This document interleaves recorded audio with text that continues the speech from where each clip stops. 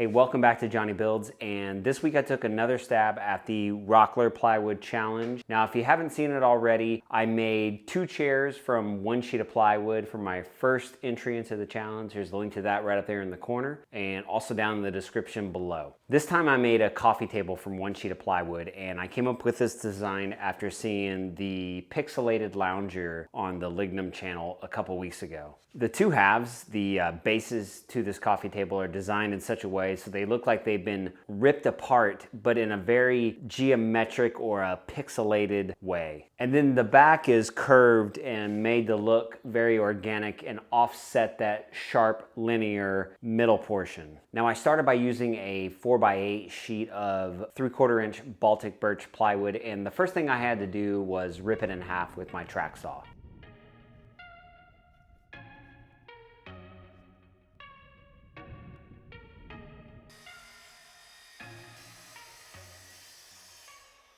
Then I set my fence on my table saw to about 1.25 inches, and I ripped this 1 sheet of plywood down into about 64 strips.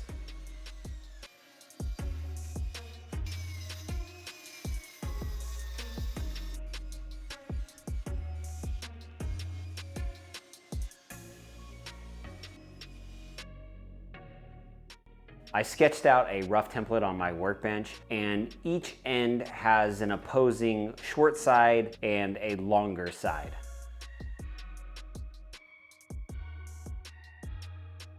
I designed it so the longest dimension for each base is 20 inches and the shortest that you're going to cut these strips to is 6 inches. And there really isn't a specific cut list. I cut some at 20 inches and then I started working my way down incrementally, 20, and then some at 19, some at 18, some at 17, and on. But half of the original 4-foot long strips, 32 of those, are cut down into 6-inch pieces. And then whenever you put these bases together, they're gonna be 16 layers high, which works out to about 12 inches. And they're also 13 strips wide, which is gonna be right around 18 inches.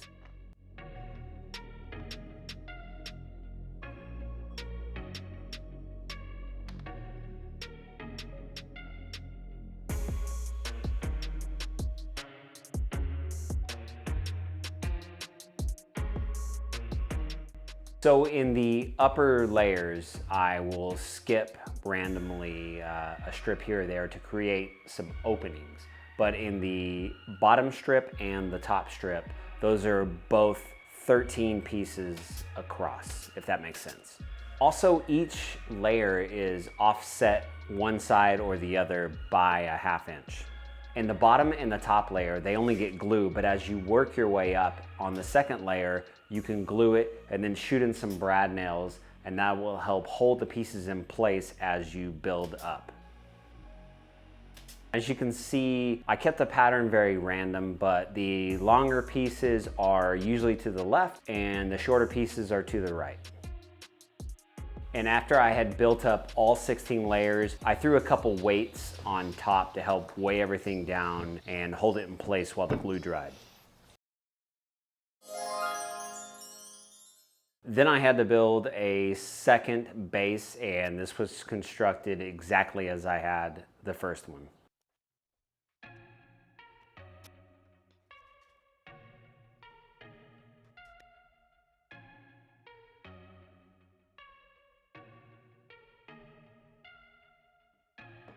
And then I just used a chisel to get to some of the glue squeeze out that was hard to reach.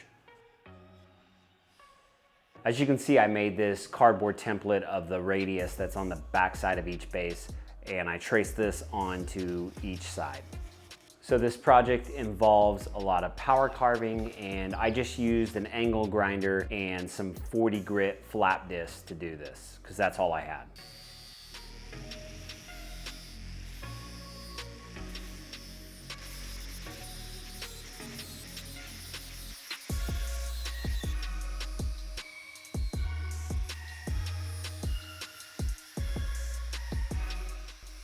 After I got the back radius power carved, I came back in with a belt sander just to clean everything up and make it more even. So I did the first side one day, and then the next day I picked up this 40 grit Diablo flat disc and a dust mask. And this made life way easier and cut down the amount of dust that was in my eye. My eyes were like completely red after that first day.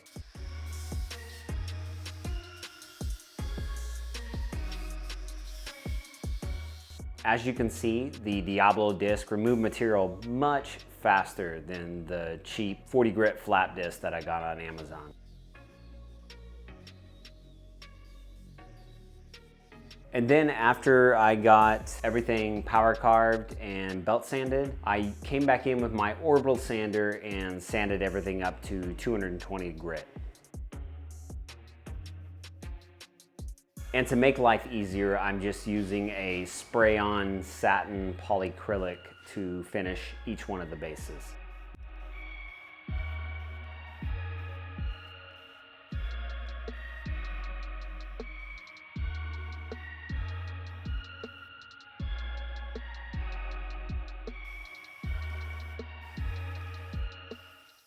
I could have gone and got some glass cut, but I already had this 1/2 inch sheet of acrylic in my shop, this 2 foot by 4 foot 1/2 inch sheet of acrylic in my shop. So that's what I used, and all I had to do was sand up the sides, first with 600 grit and then 1200 grit. And then I just added some of these rubber bumpers and the acrylic top, and this coffee table was done.